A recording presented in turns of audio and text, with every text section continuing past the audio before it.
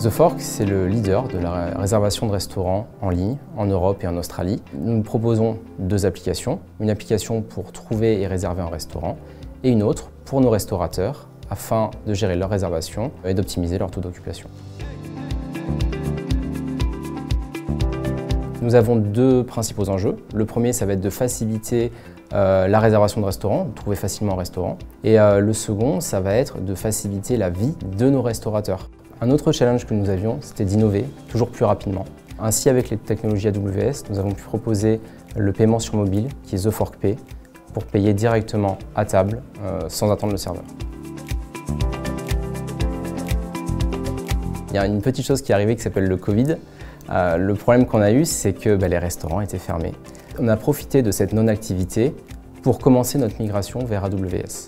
Et ainsi, au niveau des développements, éclater nos monolithes en microservices. Lorsqu'on a fait le choix du cloud, on a benchmarké les trois leaders du marché. Et AWS nous a le plus convaincus étant donné la facilité d'implémentation de ces solutions et la valeur ajoutée qu'ils proposaient avec tous les services associés. On avait vraiment besoin d'une infrastructure qui s'adapte en fonction du trafic et ça nous permet surtout quand on a moins de personnes connectées sur l'application d'optimiser nos coûts en réduisant la puissance de calcul.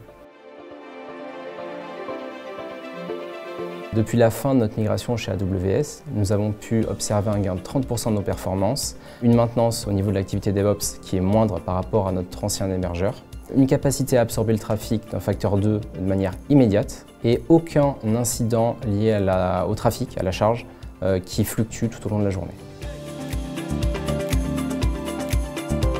La première va être de toujours optimiser davantage notre infrastructure afin que nos clients, que ce soit grand public ou restaurateurs, puissent en bénéficier. Et la seconde partie, la seconde étape va être l'optimisation de notre stack de monitoring pour rendre ces outils plus accessibles à notre population d'ingénieurs.